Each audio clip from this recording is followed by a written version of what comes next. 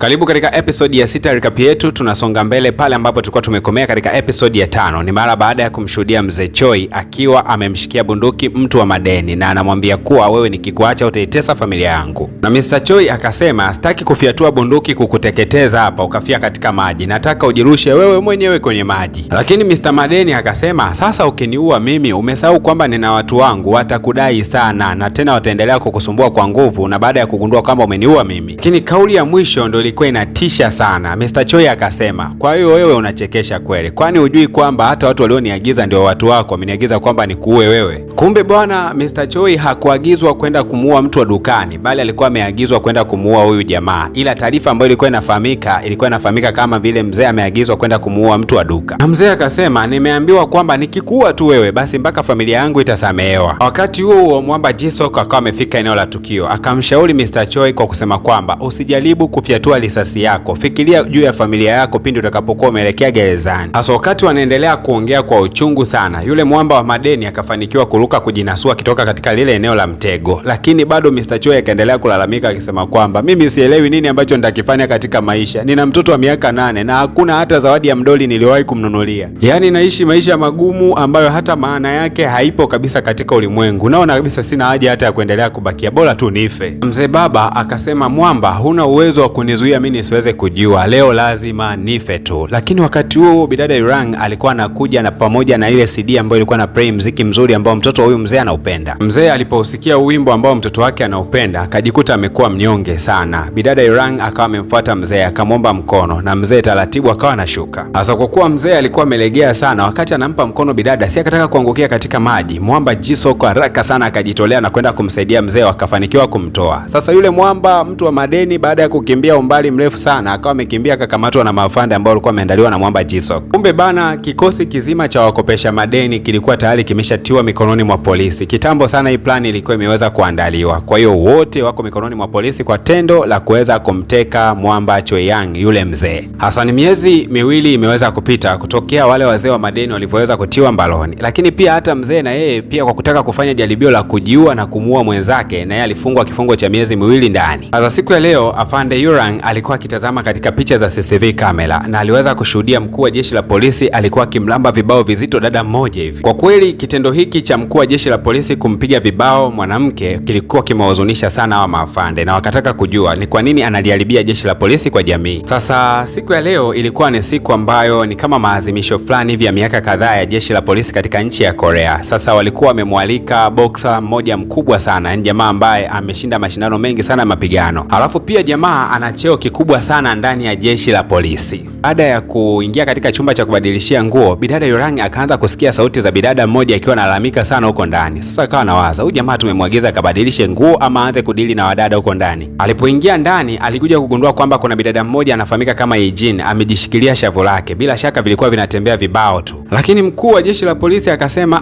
unajua bidada Yejin alikuwa ameanguka kwa bahati mbaya. Yaani mtu ameanguka chini ila amejishika shavu. Sasa sijui imekaaje hii. Ikabidi bidada Yurang aulize, ina maana ni kweli wewe umeangukia shavu? Yaani kumbe binadamu inawezekana akaangukia shavu? Bidada akasema ndio, lakini hii ndio yake ilikuwa inamtia sana mashaka bidada Yurang. Sasa huyu mwamba anayefahamika kama Wang Taek ambaye ana cheo kikubwa ndani ya jeshi la polisi alikuwa anaendelea kuhojiwa na waandishi wa habari, na ukumbuke kwamba alikuwa hayupo hapa kwa muda mrefu. Sasa ameweza kurejea tu na matukio. Bidada Yurang akaanza kuambia maafande wenzake kuwa na wasiwasi na huyu kiongozi labda atakuwa anahusika na matukio ya unyanyasaji wa kijinsia. Hasa maafande wakiwa wanamtazama kiongozi wao namna alivyomkalimu, namna anavyonyenyekea mbele za watu, wakawa wanasema bidada wewe ni muongo bana, hebu acha stori zako hizo. Na kwa kuwa Mwamba Jisok alikuwa haamini kabisa, ikabidi bidada Yurang aweze kumuonesha picha za CCTV kamera zinazoonyesha hilo tukio ndani ya ofisi ya Mwamba. Kweli Mwamba Jisok alipotazama ile picha katika simu alibaki anashangaa sana. Kumbe mkuu wa jeshi la polisi ana matukio ya ajabu sana, huwa ananyanyasa sana familia yake. Hasa wao ni maafande wa kawaida, hawana mamlaka ya kuweza kujibizana na kiongozi wao wala kumfundisha jambo lolote. Wakaenda kuripoti kwa kiongozi mkubwa zaidi. Kiongozi mkuu alishangaa akasema, ina maana huyu ana mtindo kunyanyasa familia. Ikabidi Mwamba Jisok aseme tunatakiwa tudili naye, ikiwezekana tumchunguze ili tuweze kuleta ushahidi. Lakini huyu mkuu akasema, wewe mpumbavu sana, hivi una akili timamu wewe Jisok? Umesahau kwamba miezi kama miwili iliweza kupita nyuma ulikuwa kuna kesi inayoendelea katika kituo cha treni ya mtu kuweza kufa na ikueleweka amefia nini. Kama ungelikuwa ni polisi mtendakazi, ungepeleleza kwanza kesi ile, sio kwanza kupeleleza kesi za matatizo ya ndoa za watu. Kwanza anza kesi za serious, kesi hizi ndogo ndogo achie wasaidizi wako. Na hata huyu jamaa tumemleta kwa sababu majukumu yako yanaonekana yamekuwa ni magumu sana, huwezi kutekeleza kazi kwa wakati. Huyu jamaa ndo atakusaidia. Yaani huyu Mwamba anayejiita Grasshopper panzi mtu amefanya matukio makubwa, mpaka dakika hii hauna chochote ambacho umetuletea mezani. Unazunguka zunguka tu na kesi za ajabu ajabu. Hivi unajua ni kwa namna gani raia wanatuuliza sana kuhusiana na kesi ya huyo Mwamba Grasshopper ambaye aliibia mpaka viongozi wa jeshi la polisi? Bado umekaa tu hapo unadili na kesi za ndoa ya watu eti wao wana amani au hawana amani. Na Mwamba akasema kuanzia sasa hivi kesi hiyo iweke pembeni, focus na kesi za maana. Kwa kweli bidada Yurang alijisikia vibaya sana kusikia kwamba wanawake wananyanyasika alafu Mwamba anachukulia kawaida tu. Lakini bidada akasema, kiongozi, unajua baadaye haya mambo atakapokuja kufahamika katika jamii tutaonekana jeshi la polisi ni wanyanyasaji. Lakini Mwamba Jisok akawa amemfunga mdomo bidada, akasema usijibizane na kiongozi. Ila kiongozi akasema, hivi wewe ndio una uchungu kuliko mke wake ambaye anapigwa kila wakati? Mke wake ndo anayepigwa, kwa nini asiripoti? Sisi kama mahafande tufanye kazi zetu za kiafande, mtu atuletee ripoti ya manyanyaso tumsaidie, so mtu ananyanyaswa huko kisirisiri alafu sisi hapa tuanze kuingilia ndoa ya watu. Hebu jitambueni bana. Kwa kweli hii pointi ya mkuu wa jeshi la polisi ilionekana kuwa ni kama pointi na mashiko zaidi, kwa sababu ni kweli bana, uwezo ukaanza kumpeleleza mtu mambo yake ya asili, unaanza kumtolea ripoti wakati yeye amekaa kimya tu. Ila bidada Yurang baada ya mkuu wa jeshi la polisi kuweza kuondoka akasema, mimi nitahakikisha nitatafuta waandishi wa habari na kwenda kuripoti kesi ya kwamba Mwamba anamnyanyasa mke wake. Ila Mwamba akamwambia na kutahadharisha usisubutu kufanya jambo hilo. Na kwa sababu Mwamba Jisok anajua kichaa cha huyu bidada ni mzee wa kukurupuka, akamwambia, mimi ndakusaidia kutatua kesi hiyo, naomba usikurupuke kufanya jambo lolote tofauti. Na Mwamba Jisok akajifanya anataka kuanza kuichunguza hiyo kesi ya Mwamba mkuu wa jeshi la polisi Wangtek. Basi moja kwa moja bidada Yurang akaanza kuamini. Kumbe bana Jisok alikuwa anamzuga tu bidada. Ni baada ya maafande wengine kuweza kuondoka mitaa ya ofisini, Mwamba akaanza kumwambia bidada kwamba na kuomba usifunguke hiyo kesi ya Mwamba Wangtek. Kumbuka unaingilia mambo ambayo wakati mwingine atakuja kusumbua, tuwe na subra. Alafu kitu kingine cha msingi ukumbuke kwamba sisi kama maafande tumelelewa katika kutii oda, na oda ya mkuu ni kwamba tunatakiwa tufuatilie kesi ya mauaji yaliyokuwa yamefanyika katika treni na sio vinginevyo. Unatakiwa kuwa na heshima pia. Lakini kibidada kikaendelea kuwa kibishi, kikasema, mimi sipendi wanawake wanavyonyanyasika, nitakwenda kuiripoti hiyo kesi. Sasa Mwamba akawa amechafuka, akasema, sasa ukisubutu kuingilia hiyo kesi na kutimua katika kitengo changu na auto kabisa kanyaga katika maeneo ya subway. Lakini licha ya Mwamba kuwaka sana na kuongea kwa hasira, bado kibidada kikaanza kufanya upelelezi chenyewe kimya kimya kuhusiana na kesi ya Mwamba Wangtek, yule mkuu wa jeshi la polisi anayemnyanyasa mke wake. Alafu akarudi ofisini akatoa ripoti kwamba alikuwa ametoka kuchunguza kesi ya mtu ambaye kidogo atakuwa na ushahidi ambao unahusiana na yale mauaji yaliyokuwa yametokea katika maeneo ya subway. Basi Mwamba Jisok akasema, nipeleke basi huyo mtu aliko. Kumbe bidada alikuwa anadanganya tu, alikuwa ameenda kuchunguza kesi tofauti kabisa. Basi Mwamba Jisok akambeba bidada na moja kwa moja wakaanza kuchungulia ndani ya hiyo nyumba ya mtu ambaye wanamuhisi kuwa anahusika na tukio la mauaji. Wakati wanachungulia, kumbe hii ni nyumba ya Mwamba Wangtek, yule mkuu wa jeshi la polisi. Kwa hiyo bidada ni kwamba amemuingiza Mwamba kuchunguza kesi ambayo jamaa alikuwa hataki kabisa kuichunguza na ameikataa. Hasa Mwamba kachoka,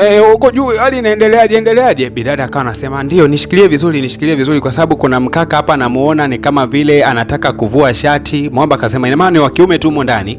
Ndio yeye, lakini naona kama vile sura zinafanana, sijui ndio yeye. Hebu endelea kunishikilia vizuri, naona kabisa hapa ushahidi naenda kupata hapa. Mwamba Jisok kijasho kimemtililika, kinaelekea kufika hata lita 1 hivi. Jamaa amejikaza tu, afu huyu juu ni mtoto wa kike. Kwa Mwamba kuonesha huo wanaume wake, akaendelea kumwambia basi haina shida, endelea kuchunguza. Hasa bidada amechunguza kwa muda mrefu sana, jamaa amechoka, akamwambia hebu bana shuka, hebu niipe ripoti sasa, nini ambacho kilikuwa kinaendelea hapa? Bidada akasema, nimemuona Wangtek akiwa anaishi na mke wake humo ndani. Jamaa aliposikia jina la Wangtek alitamani hata kupiga ngumi ukuta, lakini ikawa imeshindikana. Yani alikasirika mpaka kwenye figo. Na Mwamba akaanza kumwambia bidada, wewe mbona una kichwa ngumu sana? Mbona wewe ligumu kuelewa? Hivi wewe hata ukiolewa utakuja kumsikiliza mume wako wewe? Haya sasa, kwa kuwa umeamua sasa tuichunguze kesi ya Wangtek, haya ngoja basi nikakuchunguzie. Mwamba akaamua kuruka wigo na akaanza kuangalia ndani. Kwa kweli alikuwa anayaona mpaka yeye mwenyewe akaona huruma. Yule mwanamke injini alikuwa anachezea kichapo kizito kutokea kwa Mwamba Wangtek, yule ambaye ni mkuu wa jeshi la polisi. Hali ilikuwa ni mbaya huko ndani. Na mzee baba anamfokea mke wake na kusema kwamba kwa nini ulikuwa unamwangalia yule mwanaume kwa jicho kama la matamanio hivi? Mimi sitaki umwangalie mwanaume yeyote unapopita njiani. Yaani kumbe mume mtu ana wivu mpaka ana wivu tena. Yaani ikifika stage tu ya mke wake basi umwambie chochote kile. Na mzee baba akataka kuanza kumshambulia upya kabisa mke wake, lakini wakati huo bana wakaamua tu kina Jisoo waweze kujitokeza pamoja na bidada Orang, na hapa wakawakamata wote wawili. Kumbuka hapa wana haki ya kuwakamata hawa watu. Hasa Mwamba Wangtae, kumbuka kwamba ni boxer mmoja mkubwa sana katika nchi, alafu pia cheo chake ni kikubwa. Sasa kitendo cha kukamatwa, manake hawa watu lazima watakuwa na ushahidi wa kutosha. Akawa anaelewa hicho kitu wazi kabisa. Kwa mara ya kwanza Mwamba Wangtae aliweza kupiga magoti mbele ya askari wadogo. Alafu jamaa anajua udhaifu wa mke wake, kwamba mke wake anampenda vibaya sana. Akaanza kumwambia, naomba usifungue kesi kabisa, kwa sababu polisi hawana haki ya kunishtaki mimi isipokuwa wewe, na ukumbuke kwamba ukinishtaki tutakuwa na hatima moja mbaya sana. Naomba unisamehe kwa makosa niliweza kufanyia, tuijenge kesho yetu nzuri. Na mke bana anampenda mume wake asikwambie mtu. Pale pale akawa amemsamehe mume wake kwa kuweza kuichana chana ile karatasi ya kuandika mashtaka.